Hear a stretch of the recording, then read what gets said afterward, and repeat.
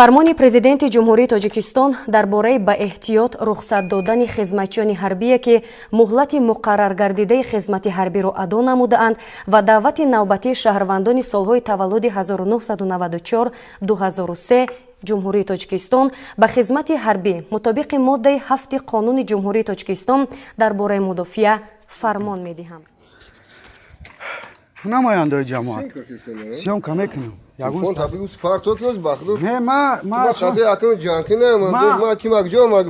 болои хона худам даем чӣ ба удалил мекардам барин ҷавобгар ки статья дошта бошам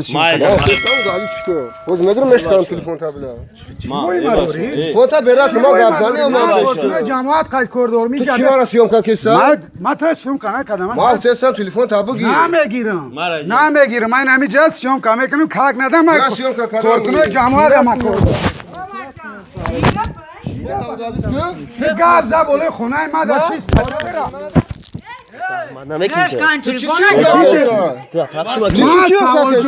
چی میترسین؟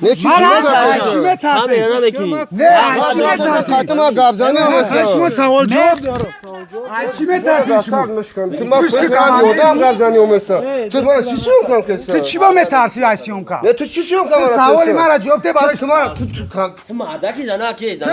چی میترسی؟ ای سیومکا برای چی میترسی؟ نه تو ای سیومکا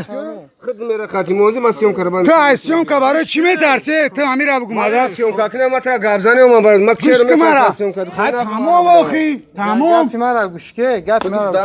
ماترا پویسکا دادم تخدت امضا کنی چی مرا کماد نیومدی ما گفته فرمان پیشوای ملت چی با سرکشی میکنی فرمان پیشوای ملت چی با سرکشی میکنی خوب یعنی جا فرمان پیشوای ملت مایلوخی این تلفن شکسته تو جواب میگوی تو با خیلی زوری تو چی باید سیومکا کن میترسی تو کی خیلی کی مورد نه برای چی تو بالای خونه میدهیم چه بالای خونه بیای جا چند کس خدمت کرده هم خونه چیه هم خونه چند کس خدمت کرده مایل گوش کمارم خونه ما در خدمت میکنم چی با ما در وطن میکنم گوش کمارم ما 100% خدمت نمیترسم ما سالای خیلی در خدمت کردیم نه روز دیتا در خدمت فهمیدی ما تانا گوش کمارم چی با ما گوش داشتگین شما 100%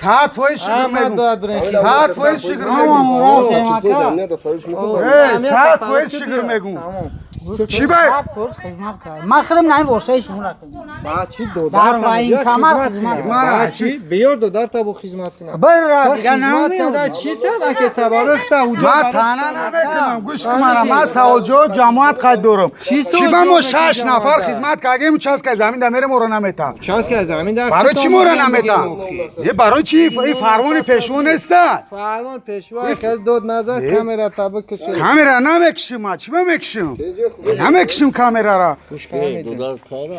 خاتمه گذاشتم ما مایور ملیشه داون زودا خاتمه گذاشتم ما دودار من شامل دادم من نمیدونم اومدم نیستاد گرفتم دیدی ما گرفتم هر کس حقوقی چه داره وقتی چیکار پویسکا گرفتی سینی وای کمادم ما چی دبرم وای کمان خدمت من هر کا جوابگر خی او صاحب حقوق های چی با ما برام ایتانی او جواب بگم ما چی باید تانی او جواب میگم بیای جا جماعت همه سوال جواب کنیم برای 6 نفر قرازاده کی یوسف بیا 6 نفر خدمت کرده بیا کویا چاس که زمین بتا بیا چاس که زمین بتا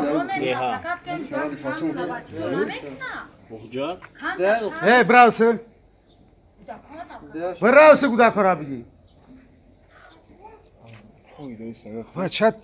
ما جماعت میریم قطمون گپ نمیزنن چریز چاس که زمین وقتی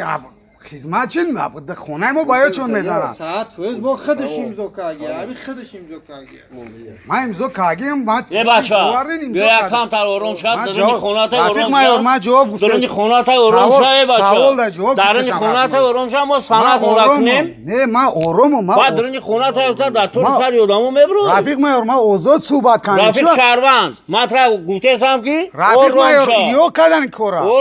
کدن کورا اون ازور دیگه تلفن شکسته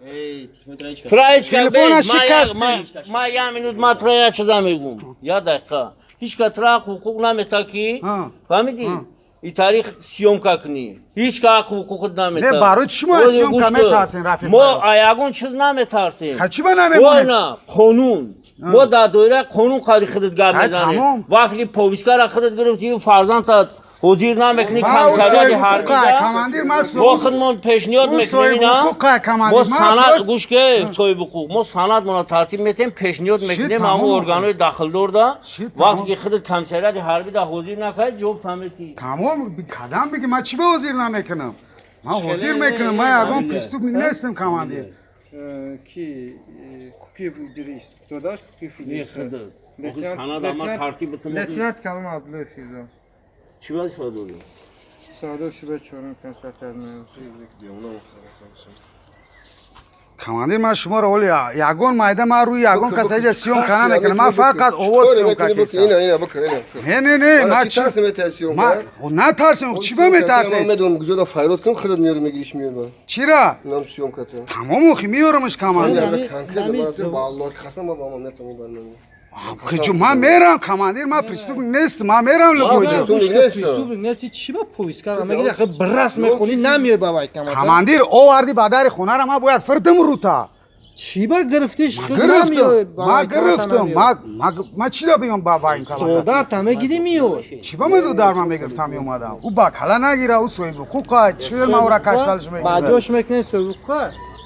значит یگان گروه دا خوشه دو دارته اوه نکی گیافتی گفتا کماندیر значит یگان گروه دا خوشه که خطا نمیدونه گیافتی گفتا کماندیر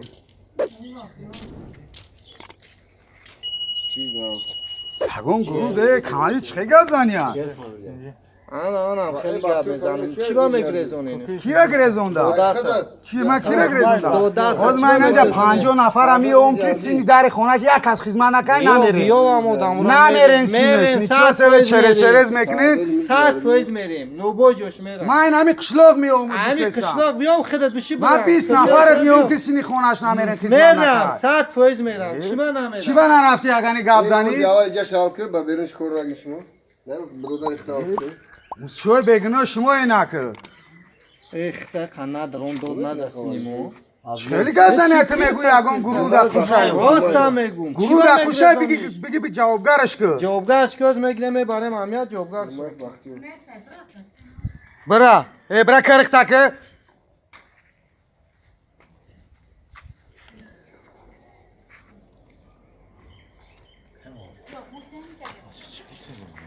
میکنم ما پوز قدیم خط کنم تلفنش شکستانه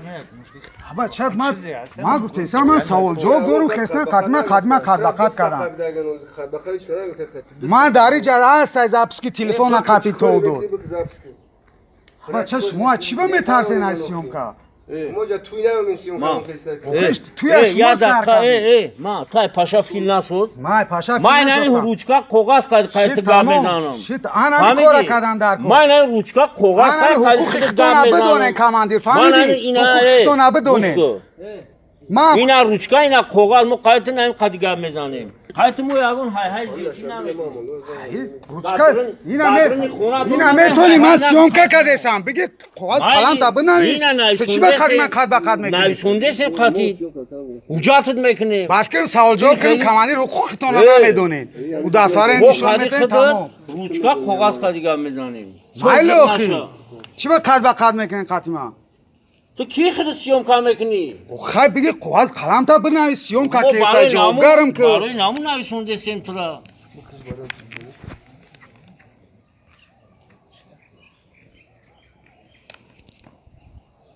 آخ زمین تقسیم کنی میشه باید چون نمیزنه خونه پریز فشید دویده باید خونه را میوین